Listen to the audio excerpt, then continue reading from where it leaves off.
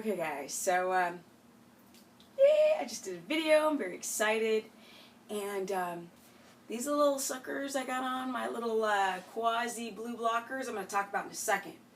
First, I just did a video talking about, yes, why some of you guys have a difficulty doing what? Having energy. And what? Boom, getting the business. Yes, a lot of you guys have a problem building business because your hormones are hijacked. Your adrenals are jacked up. And even though you try to cut out the coffee now some of you guys are listening. First you guys are like, oh, she's tripping. You know, I can have a cup a day and I'm fine. You don't know what's going on the inside of the body. Oh, I can eat a little cheese, just a little bit of cheese. I mean, I'm just literally free of any issues with casein. Or am I? What about those phytic acids in the nuts? Well, what if I soak them? If you feel so attached to any one food group, no wonder you're not getting the business. Because what? We are in flux. And you have to be malleable. And you have to be able to stop anything that you're doing on a dime and start over. Redesign the mind. The neocortex, because the last video was about the medulla, the midbrain. Hi guys, just gotta keep it light, because I get about what I'm trying to talk about. Okay. Sleep. Not only is the fact that you're malabsorptive and you need to be absorbed, you need to absorb your proteins. Yes, because your neurotransmitters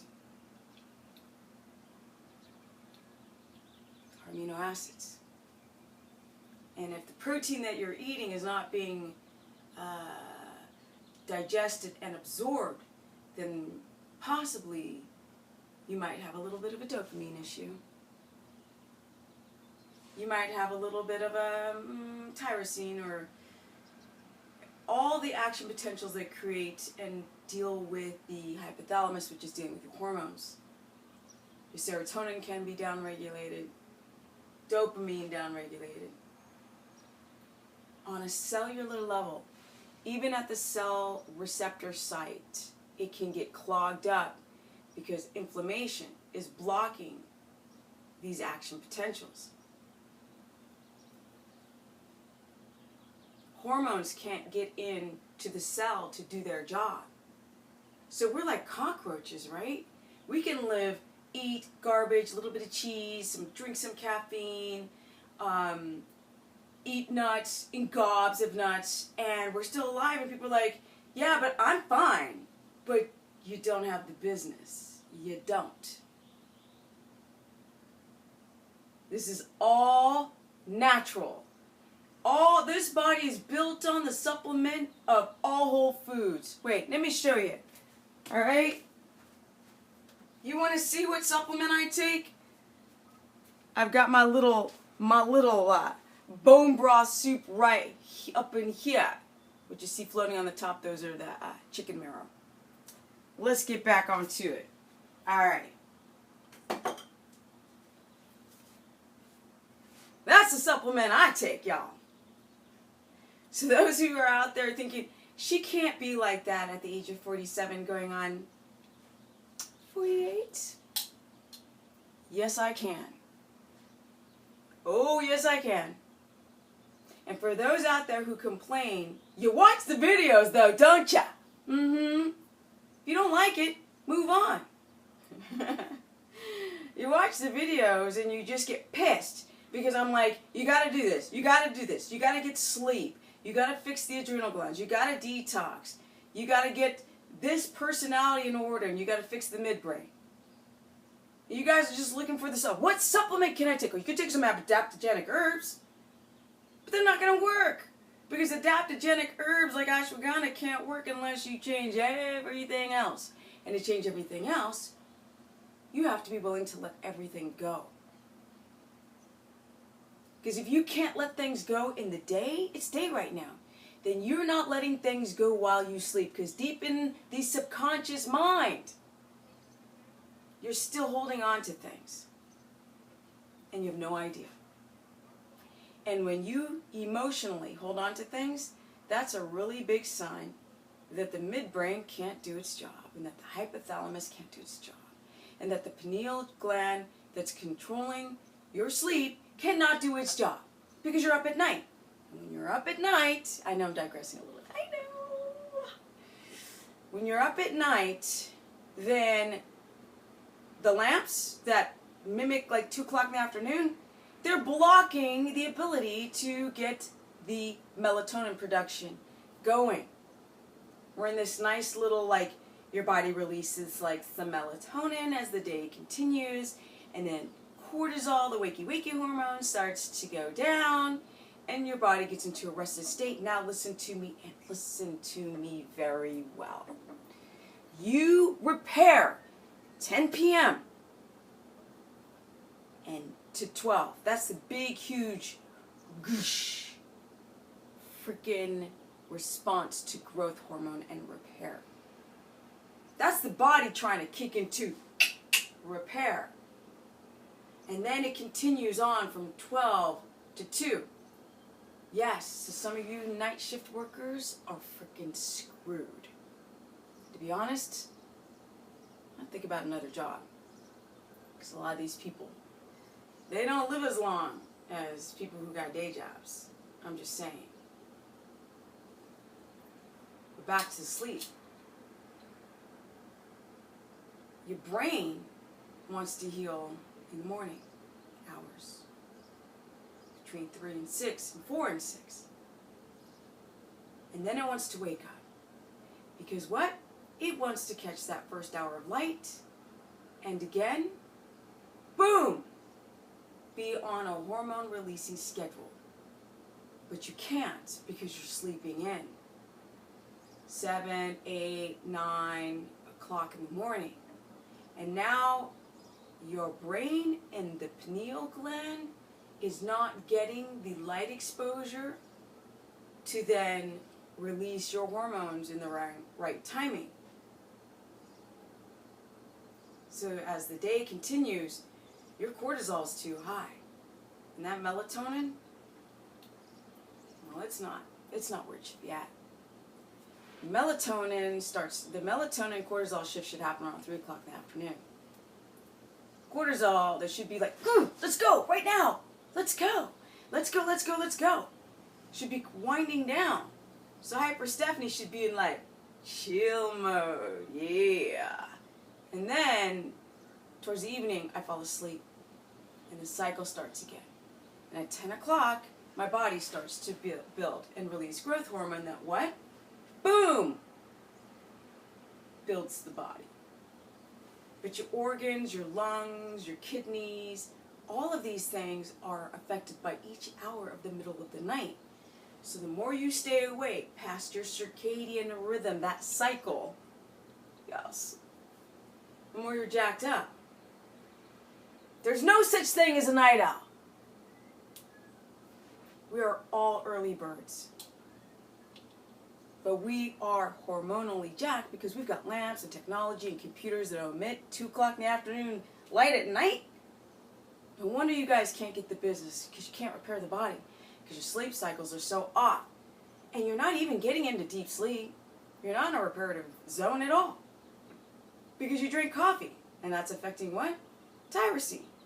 And what was that affecting? Your melatonin. Serotonin. I'm just saying. Because serotonin is precursor to melatonin. They're all connected. We got the neck bone connected to the elbow bone. Yes. No joke, really. But we go towards the pills, and that keeps our little cockroach body going all these years. But the quality of life sucks, and barely any of the people get the business. This isn't genetics, and this is no exterior supplements. This is epi-freaking-genetics, y'all, and it's amazing. Epigenetics and you tweaking your own freaking telomeres and getting them to regenerate, right? It's time. type 1 diabetes something where your pancreas stops working, is that forever? I don't think so. But what I realize is that people are not willing to do whatever it takes, like they're training for the Olympics, like it's life or death. They're not willing to do whatever it takes because everybody wants to cheat. There is no pill. I can't give you some adaptogenic herbs and they work. They can help you maybe a little. But really, if you want to get to sleep on time and not be so awake at night, stop looking at your computer. Listen to some music. Breathe. We don't breathe. When you focus, you take little tiny breaths. You can't get your cortisol down because you're jacked up in the day. Because you got to get in your car, you got to go to your job, you got to deal with your screaming kids. Trust me. I have so many consultations where I have kids in the background screaming. And I'm like, okay, great, awesome. You guys are trying keto. What about your kids? Well, I'll deal with them later. A woman, awesome woman, she said, well, first me. And I was like, no. Together. Because their mood is going to affect your mood. And if they're screaming, your stress levels are going to through the roof.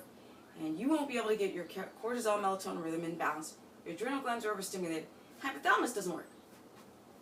All connected. We all have, what about the gut infections? We all know that a lot of you guys have candida overgrowth. Most of you. And candida will get you to crave sugar.